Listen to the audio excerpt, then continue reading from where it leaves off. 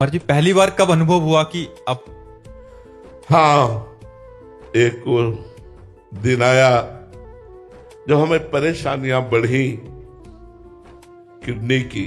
मुझे पता नहीं था कि किडनी भी किसे कहते हैं। गांव में पैदा हुए, गंगा किनारे पूरा जीवन व्यतीत हुआ, तो मुझे पता भी नहीं था। तो हमें नोचन होती हमारे पेट में।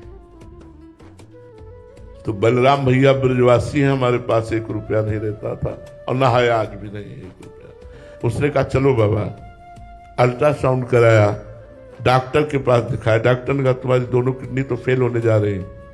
उनका ये क्या होता है? बोले वो अंग होते हैं जिनके फेल होने पर आदमी मर जाता है।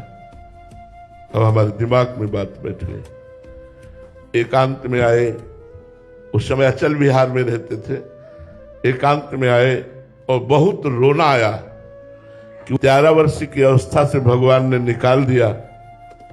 नैष्ठिक ब्रह्मचर्य महावाक्य सन्यास के मार्ग से होते हुए वैष्णव मार्ग में लाए। अभी मुझे राधा रानी के मार्ग का तो कुछ भी अनुभव नहीं है। अभी तो मैं श्री जी के मार्ग में कदम रखा हूं और मर गया तो जीवन का लाभ नहीं मिला। अब मरना है, ये किडनी फेल हो, 1 रुपया नहीं, कोई दवा नहीं, कुछ नहीं। बहुत रोए और वो आर्त भाव प्रकट हुआ कि अब हृदय निर्मल तो था ही, साधना करते थे।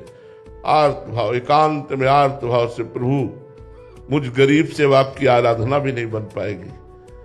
बहुत, बस वही चमत्कार प्रकट हुआ।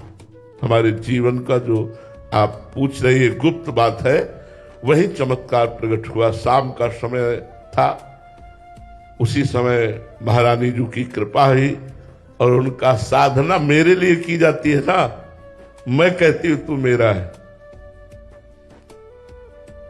बस उस दिन से जैसे हमारे हृदय में बर्फ की सिल्ली रख ली गई हो। बस वो शब्द महारानी जी के, साधना मेरे लिए की जाती है ना और मैं कहती हूं तू मेरा है, बस हृदय नाच पड़ा।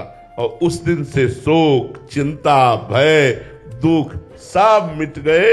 आज आप खुद देख लीजिए, लौकिक और पारलौकिक दोनों तरफ से हम सुखी हैं। कोई पानी देने वाला नहीं था भाई, और आज आप देख रहे हो भीड़ ही भीड़ है हमारे संतों की। 1500 सब नौजवान संत भगवान सेवा में है श्री जी की। ये महारानी जी ने वो आर्त भाव, जैसे द्रौपदी जी ने देखा कि अब मेरी भुजाएं भी काम नहीं करेंगी। पांडव तो गर्दन नीची किए हैं, भीष्म आदि उत्तर नहीं दे रहे, 10,000 हाथियों का बल रखने वाला दुशासन खींच रहा है, अब मेरी भुजा भी काम नहीं करेगी। पुकारा, हे द्वारिकाधीश। बस यही भुजा में ही भगवान का अवतार हो गया, वस्त्रावतार, और 10,000 हाथियों का